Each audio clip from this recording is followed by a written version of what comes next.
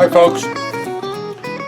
Hey, in the last email I sent out to you, I talked about and showed how to apply onto a piece of slabware these molds that make feet. So I call them sprig molds, sprig foot molds. They're really simple to make, and I got slammed with hey, can you show us how to make those? So that's what I'm going to do right here, right now. I'm using my regular stoneware clay. It doesn't have to be anything special. It's kind of on the soft side, which is fine. I bisque fire these molds to cone 08 because that's typically what I do in my shop. It means they're really porous. So when I pack them with clay and stick them to a pot and pull them away, everything happens easily. So they're good for about, I don't know, 4 to 8 applications, and then they get dampened, and I want to continue to put feet on, so I go to another sprig mold. And right now I'm making a few dozen of them eventually, but let me show you what I do. They're thrown off of a hump. Nothing special about this, but I get this little doorknob going up here. First thing I do is start to get the sprig mold. The size of the foot is kind of established now. Now I make these things about 1/2 inch thick, so they're very porous, and you know, they live in my toolbox and I don't want them to be destroyed, so I make them kind of heavy duty. So I basically built this little bucket, thick walled bucket, and I found this stick. Any kind of stick will do. A popsicle stick cut off flat or at an angle will work very easily, which means you get to go and eat popsicles for a while. But what I'm going to do is form the inside shape with this stick. All I'm doing is putting it in here and creating a square based form inside there.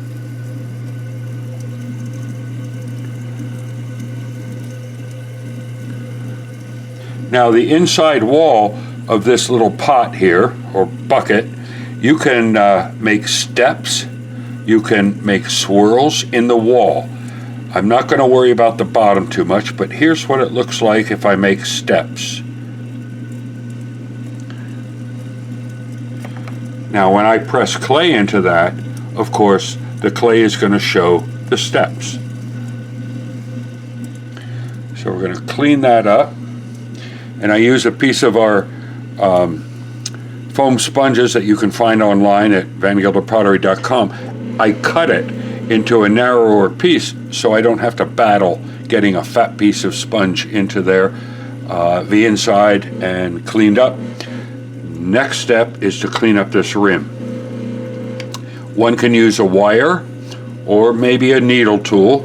I tend to use this wire knife, which again is on our website. And when I cut that, I cut it at a bevel. I cut it at an angle flowing away from the inside rim. The reason for that is I don't want this outside circle to be part of the impression when I apply the foot to the slab, if that makes any sense. Okay, soften everything up a little bit, and now deal with the outside. So I'm going to use any kind of rib or straight edge. Now I tend to make a little kick out at the bottom, just kind of a handle hold down here. These will get trimmed later, tomorrow, and next step is to get it cut off the hump. So you can use a string or wire or whatever. This tool, again, is one of ours on the tool line, hump cutoff tool.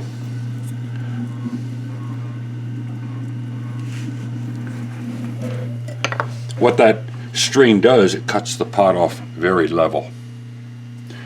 Okay, so let me make one more, and I want to show you one more thing.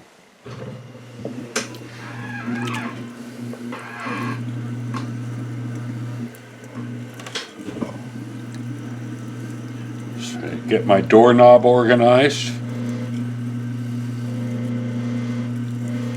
These are really easy to make, and adding them to your toolbox when you come to build slabs and want feet or even throne pots. I put these on throne pots too.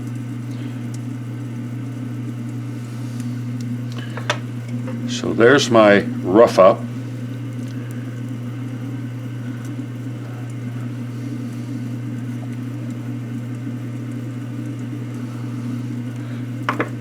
Okay, this one's quite a small sprig foot. Not very big compared to the last one. And I really do like having an assortment of sizes.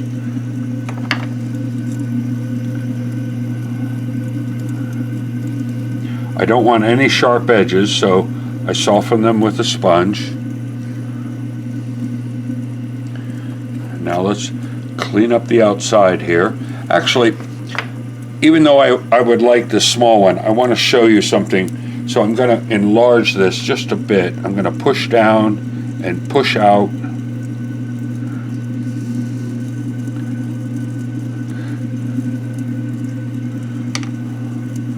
One thing you don't want to do is make this hole here curved in. You want the clay to pack in there and release easily.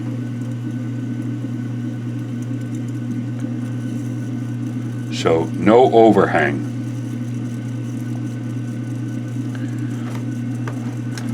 Cut this off.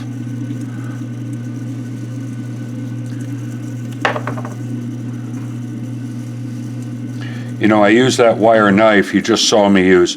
I use that for uneven rims. I use it for a lot of different things. Okay, let's clean up the outside.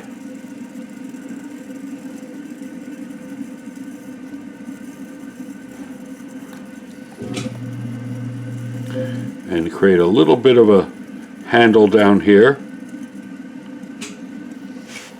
And now we're ready to cut off. But before I do that, I want to show you this. In cross section, this is what I'm building. See if this string will do it.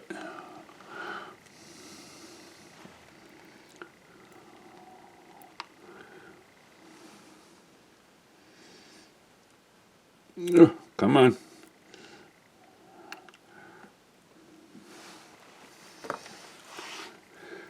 So this is what the sprig mold looks like. Straight walled in here. A little bit of a flattish base to it. Could be rounded, which this one is. But this thickness is what I want to absorb all the moisture from the clay that gets packed into the mold. And that's what they look like on the outside. So, make a bunch of them. The first couple, it takes a bit of practice. After you've got the technique down, they come fast. So you can make them for all your potter friends too. Okay, thanks for watching. See you next week. Bye.